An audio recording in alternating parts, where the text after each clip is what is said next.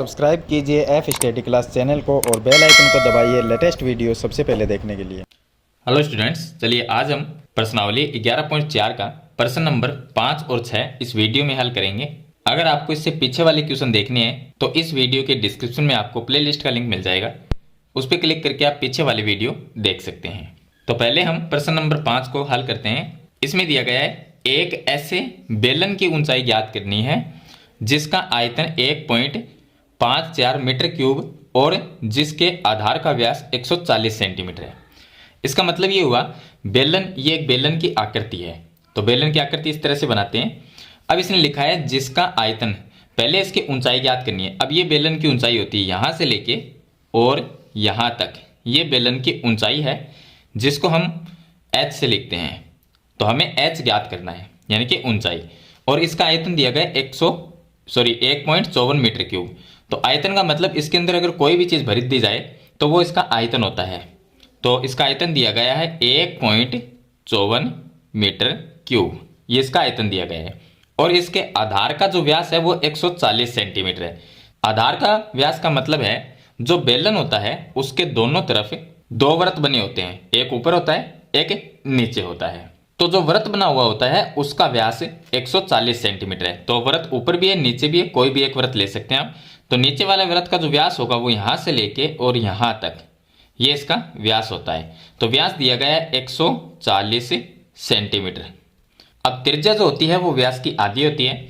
तो हमें क्या दिया गया है, एक तो बेलन का आयतन दिया गया है। तो यहां पर मैं लिख देता हूं बेलन का जो आयतन है वो हमें दिया गया है 1.54 मीटर क्यूब, और ऊंचाई ज्ञात करनी है। बेलन का व्यास दिया गया है 140 सेंटीमीटर। तो यहां पर हम लिख देंगे बेलन का व्यास 140 सेंटीमीटर। तो व्यास की आधी त्रिज्या होती है, तो त्रिज्या को हम r से लिखते हैं। तो r बराबर इसका आधा हो जाएगा, तो 140 का आधा करेंगे 70 सेंटीमीटर। लेकिन यहां पर जो आयतन है वो मीटर में है, तो ये जो 70 है इसको भी हम मीटर में चेंज करेंगे क्योंकि ये सेंटीमीटर में दिया गया है। अगर आपको मीटर में चेंज करना हो सेंटीमीटर को तो आप 100 का भाग दे दीजिए, तो एक जीरो से जीरो कट जाएगा। साथ में अगर 10 का भाग देंगे तो ये आएगा 0.7 मीटर। तो ये इसकी त्रिज्या हो गई। अब देखिए हमें ज्ञात करनी है इसकी ऊंचाई ज्ञात करनी है। तो बेलन का जो आयतन दिया गया है उसका सूत्र होता है, क्योंकि हम इसमें जो सूत्र लगाएंगे वो आयतन का ही लगाएंगे क्योंकि आयतन हमें दिया गया है। तो आयतन के सूत्र से हम ऊंचाई ज्ञात करेंगे। यहाँ पर आयतन जो है बेलन का वो 1.54 मीटर क्यूब है। तो आयतन का सूत्र होता है पाई r स्क्वायर h। ये आयतन का सूत्र लिख दिया और इसके बराबर में 1.54 लिख देंगे, तो ये आ जाएगा 1.54। अब पाई का जो मान होता है वो होता है 22/7, ये होता है गुणा में r का मतलब है त्रिज्या, त्रिज्या 0.7 है तो दो बार लिखनी पड़ेगी, 0.7 गुणा 0.7, और गुणा में ऊंचाई है वो ज्ञात करनी है। तो h की जगह h लिखेंगे, बराबर में 1.54 आ जाएगा। अब ऊंचाई ज्ञात करनी है तो यहां पर सिर्फ h ही रहना चाहिए, बाकी जो संख्याएं हैं इसके गुणा में वो इधर आ जाएगी। तो गुणा में तो भाग में आएगी, तो 22/7 को इधर लेके आएंगे 1.54 की तरफ, तो इस साइड में तो रह जाएगा ऊंचाई यानी कि h, और बराबर में हम लिख देंगे 1.54, ये आ जाएगा। और इसके बट्टे में पहले ये जो 22/7 है इसको इधर लेके आएंगे, तो ये गुणा में है भाग में आएगा तो नीचे आएगा 22 बट्टे जो 7 है वो ऊपर चला जाएगा, और 0.7 ये भी गुणा में है और ये भी गुणा में है, तो ये दोनों नीचे आ जाएंगे भाग में, 0.7 गुणा में 0.7। अब देखिए यहाँ पर जो पॉइंट लगा हुआ है, अगर इस पॉइंट को हटाते हैं तो पॉइंट के बाद में दो संख्या है, तो इसका मतलब बट्टे में 100 आ जाएगा।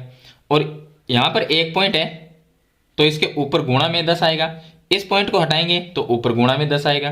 तो इसको ऐसे लिख सकते हैं h बराबर 154 लिख सकते हैं, गुणा में आ जाएगा 7 और बट्टे में ये आ गया 22, गुणा में इसका पॉइंट हटा देंगे तो 7 रहेगा, आगे वाले 0.7 का पॉइंट हटाएंगे तो ये भी 7 रहेगा।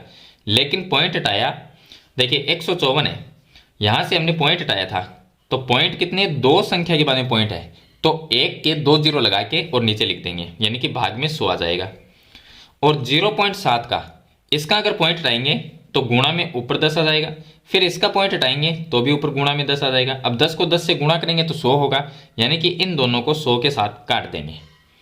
अब 7 से ये 7 कट जाएगा यानी भाग चला जाएगा, और 22 का भाग 154 में जाता है 7 बार, और 7 का भाग 7 में जाता है 1 बार, चला जाएगा 1 बार। तो ऊंचाई जो है बेलन की वो आ जाएगी 1 मीटर, क्योंकि इसको हमने मीटर में चेंज कर लिया था यहाँ पर मीटर, तो सभी संख्याएं जो है वो मीटर में है। तो ऊंचाई क्या आएगी 1 मीटर आ जाएगी इस बेलन की। चलिए इसके बाद में हम प्रश्न नंबर 6 को हल करते हैं। इसमें दिया गया है कि एक दूध का टैंक बेलन के आकार का है। तो ये एक दूध का टैंक है जो बेलन के जैसा है, तो बेलनाकार आकृति बनानी है। उसके बाद में दिया गया है जिसकी त्रिज्या 1.5 मीटर है। तो बेलन की त्रिज्या है यानी कि आर वो 1.5 मीटर दी गई है, और लंबाई जो है, लंबाई और ऊंचाई बेलन की एक ही बात है। अगर इस बेलन को ऐसे रख देंगे तो इसकी लंबाई होगी, और खड़ा रखेंगे तो इसकी ऊंचाई होगी।